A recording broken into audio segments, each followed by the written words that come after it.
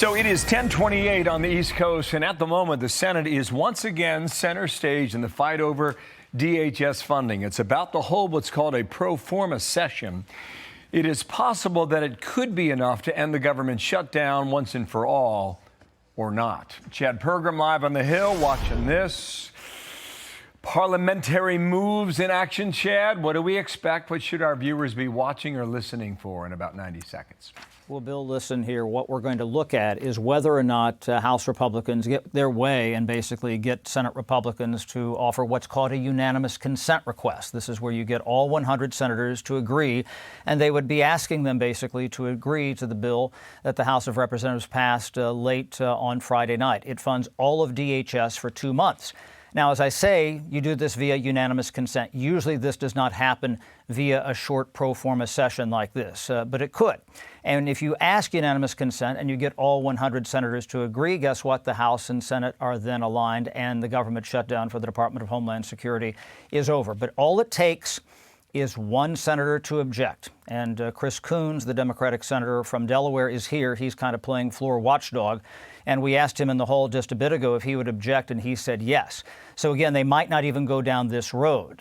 But if they were to push this unanimous consent request, again, you could have 99 senators for something, and all it takes is one objection, and that would be it. So that might happen, or then again, they might just gavel in and gavel out, and that would mean that the government shutdown would continue probably for the next 2 weeks, Bill. And then, Chad, I mean, if that happens, I guess that at least for the workers, for the most part, because of President Trump's action on the executive order, they will get paid? Yes, TSA, but keep in mind that there's a lot of people on the back end at the Department of Homeland Security, just not TSA, who are not getting paid. Administrative people, people who do all these other things that aren't on the front lines, and they're not getting paid. And that's going to start to be an issue. You know, we're 44, 45 days into this here. So again, this will be with the skeleton crew. And again, after the prayer and Pledge of Allegiance, we'll see if there's any action here. Otherwise, they might just gavel out, and then they would come back and do something again very similar Thursday. But we'll know this is the most important of the week. Day of the week right now, this moment at 10:30 here in the Senate. So if Senator Coons from Delaware has said that he will object, that means that there's no deal and it's punted till after the Easter break, right, Chad? Right, you could do that. And the Democrats potentially, you know, if they do ask this on the Republican side, he could say, well, I ask unanimous consent that we pass the bill that was passed by the Senate on Friday. Remember, that was agreed to by a voice vote. All 100 senators agreed to that in the early hours of Friday morning. And then you could have a Republican object. And that's why you continue in this stasis here with the sides just talking past each other. It is interesting. You know, Tom Homan, when he was on over the weekend, he was talking about how there are reforms in the bill that they could try to pass, but without that, that doesn't happen. And those were really things that Democrats wanted in the first place. That's right. And that's why, you know, Democrats, you know, were willing to go with that. You know, they wanted more strict reforms there. And that's why Senate Democrats were willing to agree to that. And that bill probably would have passed the House of Representatives. I mean, you probably would have had an issue where they passed it with more Democrats than Republicans. And that was the political issue for House Speaker Mike Johnson. Remember that something on an overall government shutdown in the fall of 2023, that's what cost the former Speaker, Kevin McCarthy, his speakership, because he relied on Democratic votes, even though Republicans were in the majority. You certainly would have had some Democrats oppose that bill on Friday in the House of Representatives because they wanted those ICE reforms. But you had Rosa DeLauro and Hakeem Jeffries, the Democratic leader. She's the top Democrat on the Appropriations Committee. And they said they would have voted for this. And again, so, you know, you wouldn't have had that majority of the majority voting for the bill, and that politically would have been a problem for House Speaker Mike Johnson and certainly for the president as well, passing a bill with more Democratic votes than Republican votes. So what is the net effect of this then? ICE is already funded, right? Everything but the back end. That's important. Just the back end, which means the airports. It's a lot, though. It's a lot, though.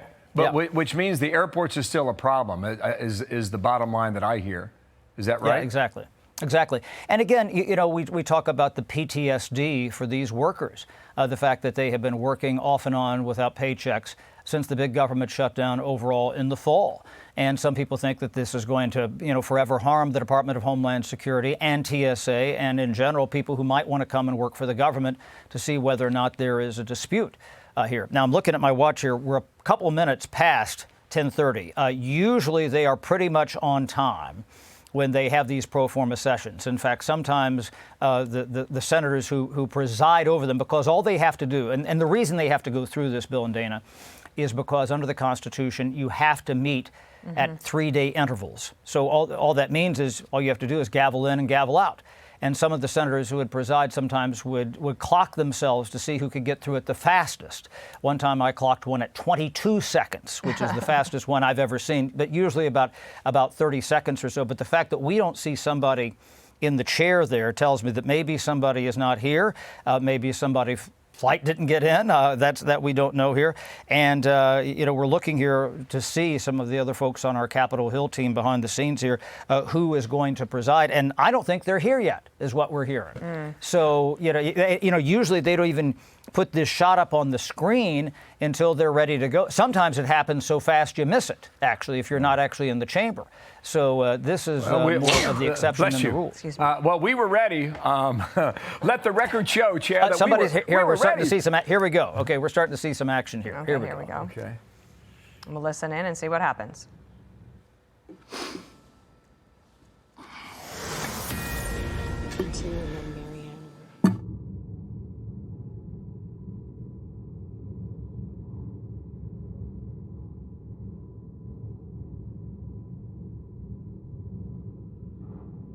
We're good.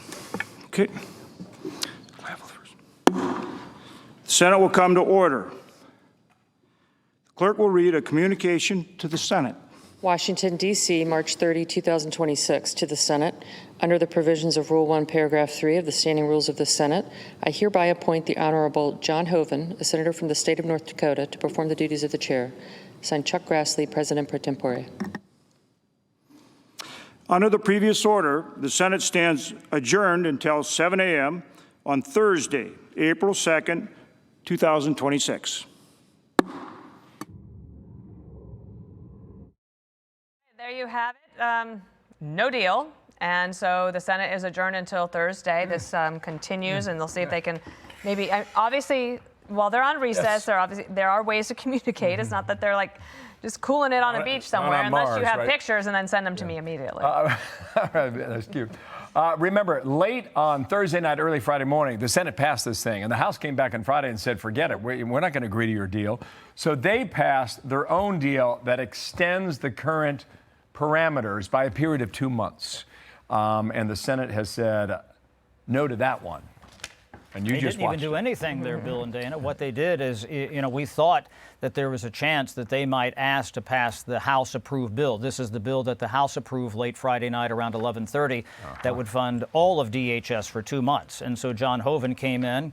Once they started, as you see, it's just about a 25 to 30-second process and gavelled out. But just the fact that there was a Democratic senator here, Chris Coons, that usually doesn't even happen when there's a pro forma session.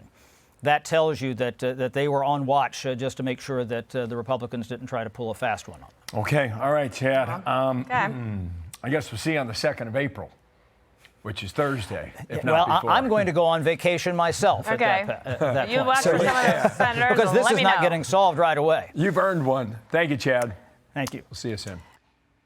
Be sure to like and subscribe for all the Fox News latest on YouTube and catch full shows streaming now on Fox One.